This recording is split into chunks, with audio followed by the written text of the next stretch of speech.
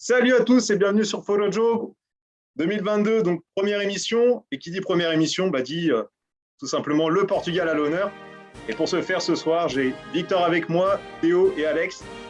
Donc ce soir au programme, les gars, donc on va tout simplement parler de ce qui va nous arriver, donc les barrages, Portugal-Turquie, et après éventuellement une finale contre le vainqueur de l'Italie ou la Macédoine du Nord. Oui, c'est bien la Macédoine du Nord, si je ne me trompe pas.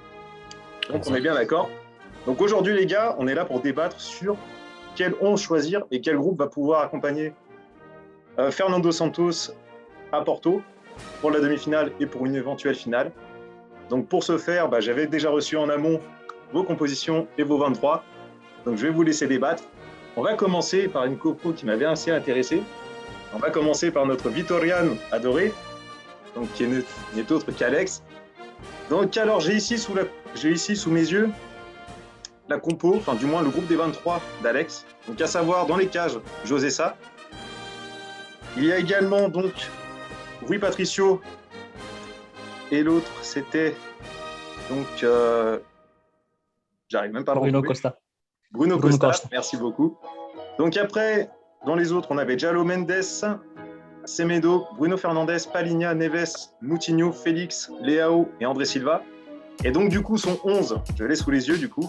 Voilà, je ne vais pas refaire la même bêtise. Donc dans les cages, on aurait donc Rui Patricio, Pep, Ruben Dias, Inacio, 3 défenseurs. Ensuite, donc on aurait Guerreiro, Sanchez, Bernardo Silva et Cancelo pour compléter les 5. Et ensuite, du coup, pour terminer, sur le trio d'attaque, on aurait donc Podence, Ronaldo et Diogo Jota. Donc les gars, je vous laisse débattre entre vous. Moi, je vais regarder attentivement. Si je peux commencer, du coup, bien entendu, vu que face à la Turquie, Cancelo et Renato Sanchez ne peuvent pas jouer, je remplace Sanchez par João Palhinha et je pense que ça va faire débat, mais c'est pas grave, j'aime ça. Je remplace Cancelo par Nelson Semedo. Aïe aïe. Victor qui commence déjà à regarder un peu bizarre.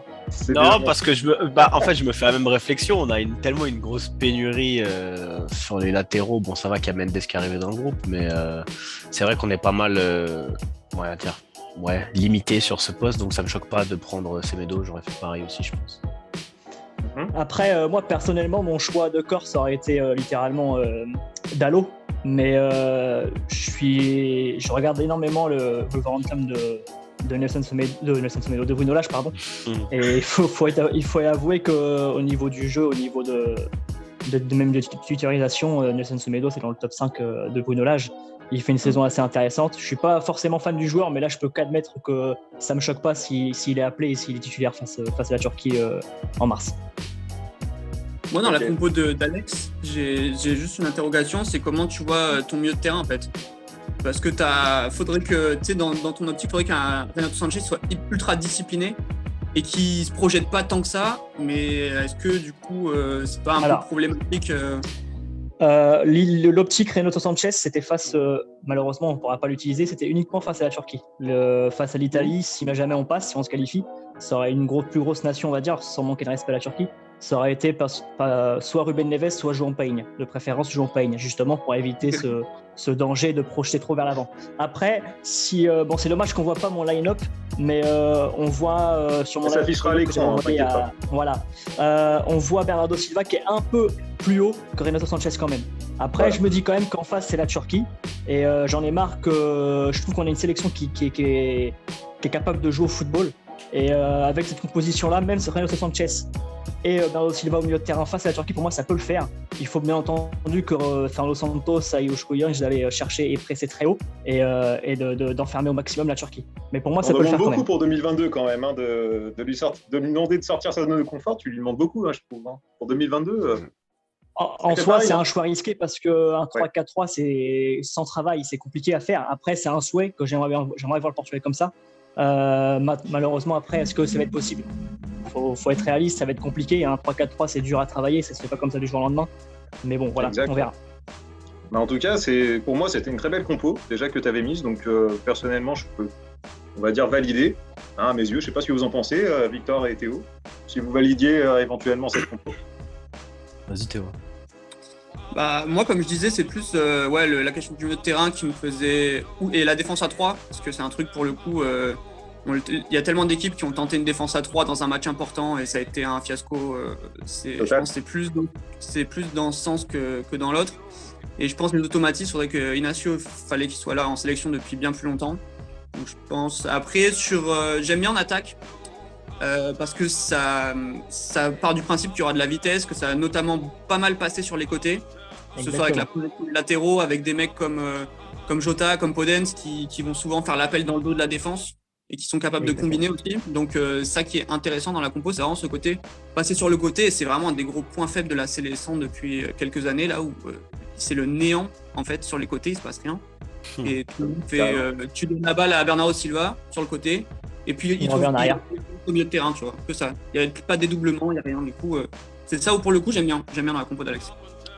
Ouais. Bah moi écoute, il n'y a pas grand chose à rajouter, juste on va en parler peut-être après, mais j'aurais aimé aussi qu'on débatte du poste de gardien parce que, alors Rui Patricio, forcément, on lui a fait une statue et tout, et il mérite. Oui. Mais c'est vrai que cette saison, ça va pas du tout à la Roma, c'est très très compliqué.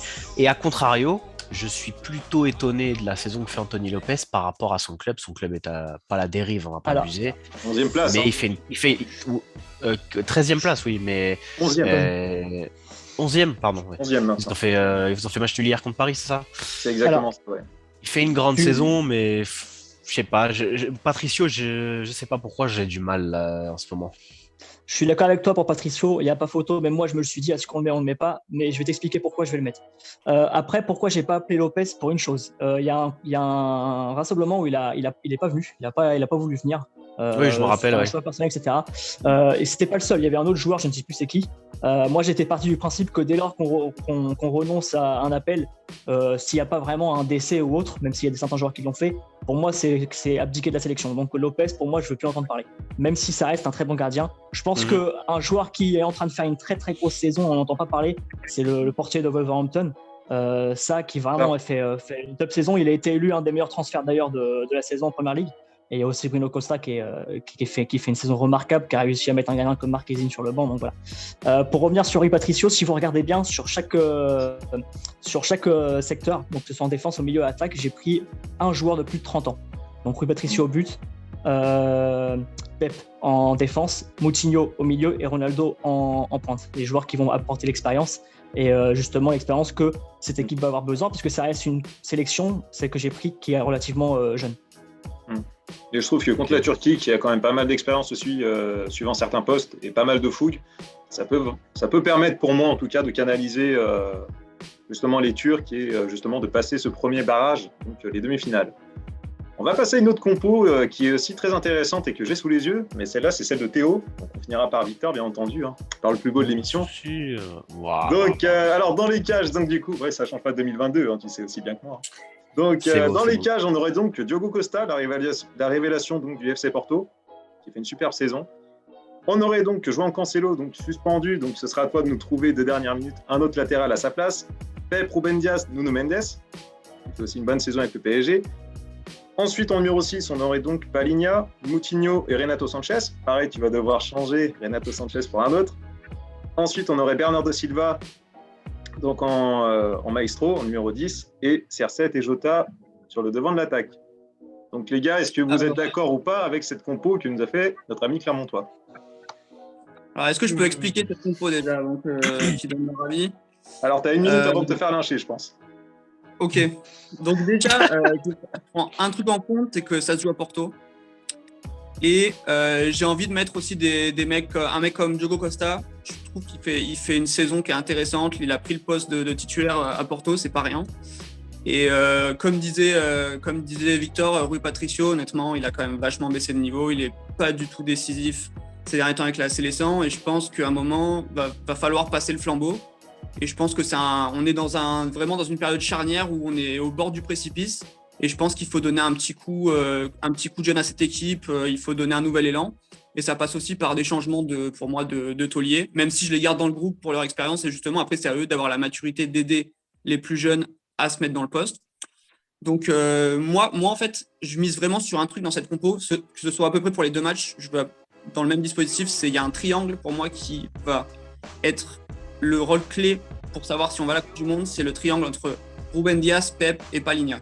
Si ce triangle-là, il est solide, si quand les latéraux se projettent, ça couvre derrière. Si vraiment le terrain est couvert, ça permet aux deux latéraux que moi je veux offensifs de se projeter avec une assise défensive qui est importante. Donc s'il y a la maîtrise sur ces trois, pour moi, il y a un grand pas de fait dans la maîtrise du match et dans la maîtrise, on va dire, des temps faibles notamment et des transitions. Donc les latéraux, moi j'ai pris Dalot dans la sélection parce que je trouve que il se projette bien et pour le coup, j'ai un peu plus confiance en lui qu'en Semedo, où pour le coup, il a quand même pas mal d'absence au niveau de la concentration, tout ça, et techniquement aussi. Je pense que c'est un peu limité pour le très très haut niveau. Et Nuno Mendes, bon, parce que je vais pas mentir, je suis pas un énorme fan non plus, mais on n'a pas mieux. On n'a pas mieux, donc à lui d'être sérieux. Au milieu de terrain, bon, Moutinho, je le mets parce qu'il nous faut un mec qui maîtrise le jeu, qui sait vraiment maîtriser le tempo. Et si, pour remplacer Renato Sanchez, là, je mettrais Vitinha, du coup. Encore dans la logique où on est à Porto, et c'est des mecs, pour moi, qui doivent prendre du poids dans la sélection des futures années. Là, il prend vraiment sa place de titulaire à Porto dans des gros matchs. Il est là, il fait vraiment des belles apparitions. Donc moi, je suis pour lui donner sa chance, au moins sur le premier match contre la Turquie. Donc après, avoir à lui de saisir l'opportunité. Ça donne aussi au niveau technique, c'est un mec qui se projette, qui s'est fait trouver les bonnes passes, qui s'est cassé les lignes. Enfin, c'est un mec vraiment intéressant. Et ensuite, je mets vraiment Bernardo Silva. Pour moi, ça doit être le boss. J'enlève Bruno Fernandes totalement de l'équipe. Voilà, c'est malheureusement parce qu'il est en sélection, il a jamais été là. Et donc, je mise sur lui en 10, tous les ballons doivent passer par lui. Et ensuite, j'ai mis une attaque à 2, j'ai mis les deux parce que de toute façon, qu'on me fasse une attaque à 3 ou à 2, c'est la même chose. Il n'y en a pas un qui joue vraiment à un poste, du coup, qui soit un peu libre et qui trouve un moment des automatismes. Et que surtout, ça passe beaucoup sur les côtés. Je veux vraiment une énorme projection des latéraux parce que sinon, ce système est injouable. Donc, pour moi, Bernardo Silva doit être le patron. Sur les côtés, ça doit pas mal déborder. Comme j'ai dit, les trois derrière, ils doivent vraiment couvrir le terrain. Et ensuite, Ronaldo comme Jota, c'est des mecs qui sont décisifs. Donc, sur des centres, notamment, ils peuvent faire la différence au niveau de la tête ou au niveau centre entrée. Enfin, il faut qu'on trouve des combinaisons et marquer comme ça. Alors, ça fait plus d'une minute, quand même. Mais bon, on va rebondir sur ce qui t'a dit. Donc, on va commencer par Victor. Tiens, lui qui commence à rigoler, on va commencer par toi. Alors, moi, est-ce que tu concordes ou tu as deux, trois Justement, il a bien fait de dépasser la minute parce que du coup, ça va retirer du temps sur ce que je vais dire parce qu'on est très très d'accord sur le triangle. En fait, pour moi, Diaz, Pep, Pagna, j'ai le même. J'ai spoilé ma compo, mais du coup, j'ai le même. C'est trop important et je pense que si ces trois-là marchent ensemble, le gardien n'a pas grand-chose à faire sur les deux matchs. Donc voilà, il fera des beaux 6 mètres s'il peut. Mais sinon, pareil, je suis assez d'accord sur les latéraux parce que on a une pénurie d'ailiers aussi. On a une pénurie de beaucoup de choses chez nous, c'est beau.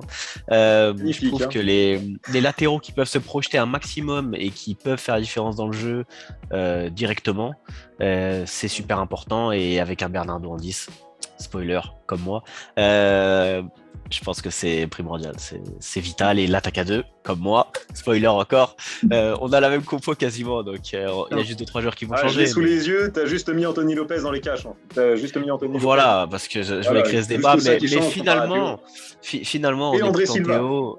Oui, alors ça par contre c'est obligatoire. Voilà. Moi, je veux pas André Silva avec Ronaldo en doublette, bien entendu. Et il y avait aussi un autre truc, c'est que tu avais mis donc Bernardo Silva au milieu avec Fernandez et Renato Sanchez.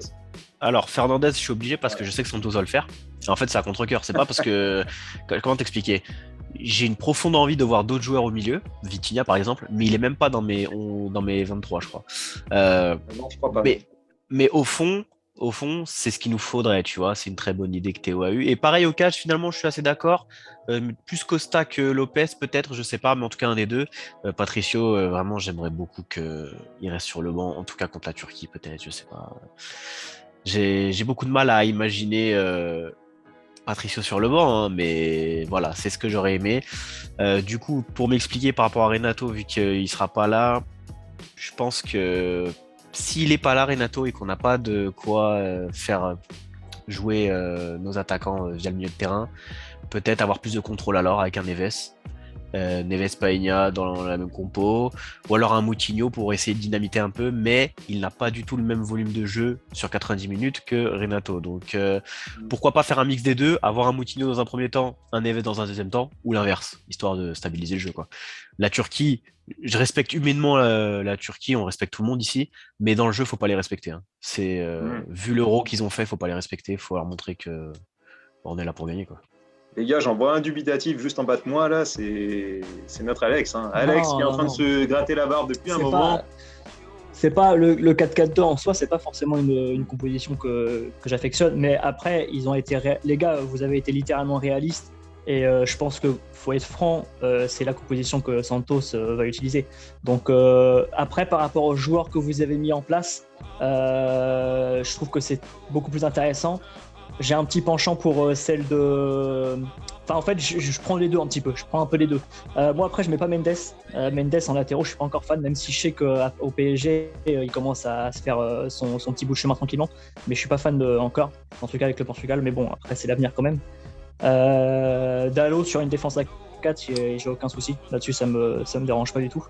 Là où je reviens sur un sujet qui est extrêmement important, et j'ai apprécié ce que vous avez dit sur le triangle défensif, c'est quelque chose que donne beaucoup d'importance Fernando Santos. Il l'avait fait à l'Euro 2016 avec son triangle défensif Fonte, Pep et William Carvalho, qui avait extrêmement bien marché d'ailleurs.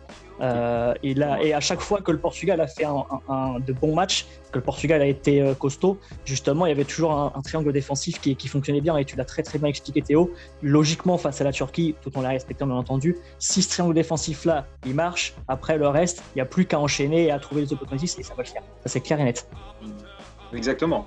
Ouais. Ça, pour ma part, en tout cas, vous me faites vraiment kiffer 2022 pour commencer, parce que je vois vraiment de très belles compos, de très belles idées. Hein, notamment avec des Vitinha et Diogo Costa qui sont vraiment très très performants, notamment avec le FC Porto. Franchement, mais c'est des joueurs qui feront du bien de voir, hein. Vitinha, même Perronza. Enfin, c'est des joueurs qu'en fait, s'ils les appellent, moi ça me dérangerait pas. Au contraire, je serais content, comme Gonçalo Iñás, comme Thiago Jallo. C'est des joueurs que je serais content. Je vais même vous dire une surprise, mais en attaque, s'il prend André Silva, moi je serais content parce que c'est un joueur que j'affectionne. Mais s'il veut tenter au bet, pourquoi pas. Enfin voilà, y a pas de. Je pense qu'on serait pas contre du renouveau un petit peu, quoi. Voilà. Ah bah ouais. Exactement, ouais. Et bah du coup, on a un invité qui n'est pas là, mais bon, qui va bien entendu regarder la vidéo. C'est notre Alex, l'autre Alex, hein, du moins. Et j'ai sa compo sous les yeux, donc vous allez me dire aussi ce que vous en pensez. Et très franchement, ça rejoint, on va dire aussi, l'idée globale qui émerge de cette vidéo. Donc dans les cages, malheureusement, on aura encore Rui Patricio. Je dis malheureusement parce que bon, Diogo Costa pour moi fait l'affaire à 100%. On aurait donc une triplette en défense centrale avec Ruben Dias, Pep et bien sûr Gonçalo Inácio. Hein. Dommage qu'il ne soit pas brésilien ou uruguayen pour être convoqué avec le Portugal. Malheureusement, je ne l'ai pas trop entendu de vos bouches et je suis assez déçu, les gars, hein, quand même, mine de rien. Après, du coup, au milieu, on aurait donc, on va dire en latéraux, on aurait Rafael Guerreiro, qui a un bon petit retour, avec João Cancelo sur l'autre côté. Après, je ne sais pas avec qui il l'aurait remplacé, mais bon, à lui de me dire. Alex, si tu nous vois, bien sûr, hein. Tu nous diras ça en commentaire. Après, donc, du coup, il avait mis João Palhinha et Renato Sanchez. Donc, une très belle doublette aussi. Bernardo, donc, pour mener le jeu, avec André Silva et Ronaldo pour terminer en attaque. Donc, très franchement, ça aussi pas mal. C'est un mix, quoi. C'est un mix de nous, quoi. C'est un très beau mix, ouais. C'est ça. Moi, le seul problème que j'ai, en fait, c'est exactement ce que Théo a dit tout à l'heure, c'est le manque d'automatisme vu qu'Inacio n'a pas encore été convoqué. Bien sûr. Faut qu'on crée des automatismes de toute façon dans le futur et il aura sa place. Hein, ça mais vu comment c'est déjà après, vous avez raison tous les deux. C'est que ce soit celle d'Alex ou la mienne, c'est les compositions qui sont. C'est pour ça que en soi, je trouve que vos compositions sont beaucoup plus réalistes. Après, j'ai voulu me faire plaisir en me disant qu'est-ce qui peut être intéressant pour le Portugal dans l'avenir. Même si la Turquie, ça vient tôt, on sait qu'un 3-4-3 ou une défense à 3, c'est très compliqué à travailler quand on n'a pas eu le temps de le travailler avant. Et c'est pour ça que je pense que Fernando Santos, il n'est pas fou, il va travailler sur la même base qu'il avait et on partira sur un 4-4-2, quoi. Ouais. Par contre, il y a un truc où j'ai juste pas rebondi. Mendes par rapport à. C'était qui vous ? C'était Dalot ? C'était ça, hein ? Oui. Ouais, alors moi pourquoi je privilégie Mendes, tout simplement parce qu'il a une qualité de centre qui est nettement supérieure, je trouve.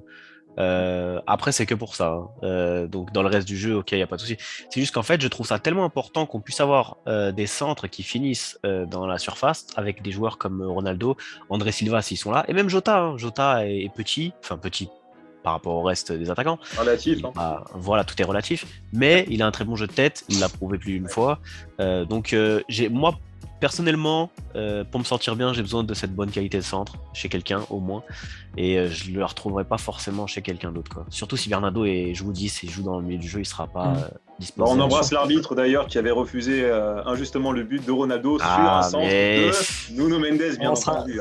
On n'en sera pas là. Parle de ton centre en plus et de ton petit Nuno Mendes qui avait fait ce fameux centre qui avait amené le but invalidé. Après, les gars, il y a un truc où franchement, le point noir de toutes nos compos, on va pas se mentir, c'est la relation entre Ronaldo et le deuxième attaquant. André Silva, ça avait marché à une époque, mais c'est vrai que depuis, ça a plus remarché. Ouais. Mais là, franchement, Jota et Ronaldo, je sais pas si ils se sont fait 3 passes pendant l'Euro. Enfin, c'est des mecs qui combinent pas du tout. Ils se trouvent pas, ils sont très très loin à chaque fois l'un de l'autre. Enfin, c'est juste ça, moi, le point noir où je sais pas comment trouver une solution. J'ai l'impression qu'il y en a pas. Il nous manque un Karim Benzema portugais.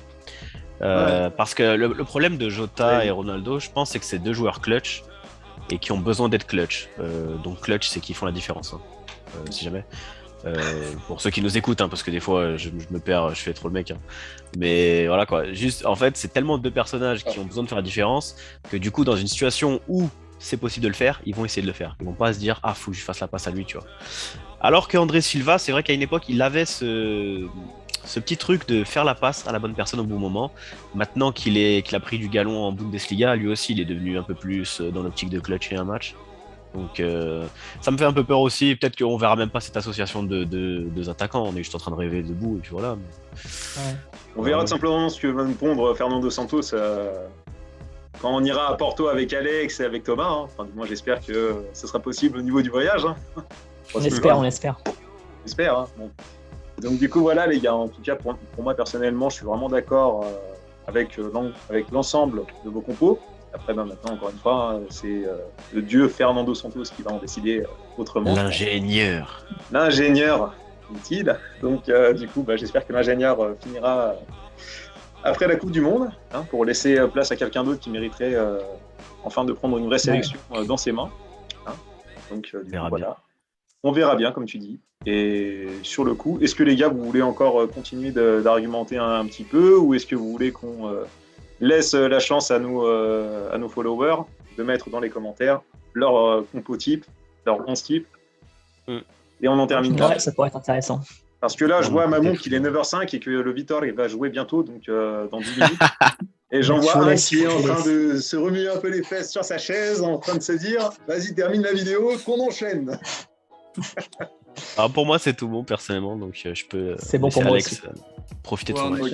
Et on en profite pour dire bonne année à Fernando Santos. J'espère que c'est la dernière fois qu'on le dira. Donc, bonne année en tant que sélectionneur. Voilà. C'est ce qu'on peut espérer en tout cas, hein, personnellement. Et on va souhaiter aussi une bonne année à nos followers, bien sûr, parce qu'ils nous ont jamais lâchés. Hein. Malgré le fait qu'on n'était pas trop là ces derniers mois, parce que bon, c'est vrai qu'au niveau des raisons professionnelles et personnelles, c'est pas toujours facile de jongler, mais bon, on fait ce qu'on peut. Tu peux dire que tu nous payes pas, hein, c'est pas honteux. C'est vrai que j'ai des arriérés aussi, hein, c'est une gestion comme le Vitor, c'est un peu compliqué, j'ai envie de te dire. Aïe. Terrain glissant. On va pas rentrer dans ce sujet. Bon. Alors, on rentrera dans ce sujet-là dans une autre vidéo, je pense. On fera un petit 25 minutes pour le Vitor Sport Club, et non pas le Vitor Guimarães, comme dit notre cher Alex. Allez, c'est ça. Bon les gars, écoutez, ça m'a fait super plaisir. N'hésitez surtout pas, une chose extrêmement importante pour nous, c'est de liker, de commenter, de partager la vidéo. Ça peut nous permettre aussi de nous remettre en question et de voir ce qu'on peut améliorer ou pas sur cette petite chaîne. Et n'hésitez pas aussi à mettre votre 11 titulaire dans les commentaires. Et après, peut-être qu'on choisira le meilleur 11 et qu'on vous le dévoilera à la prochaine vidéo. À voir si les gars qui sont avec moi sont d'accord ou pas. Pas de voilà, souci. et écoutez, sur ce, c'était tout bon pour ce soir. Merci à vous. Vous étiez impeccable encore une fois. Hein. Magnifique. Merci à toi. Merci à toi. Et sur ce, je vous souhaite une très bonne soirée et je vous dis à la prochaine alors. Bonne soirée. Ciao.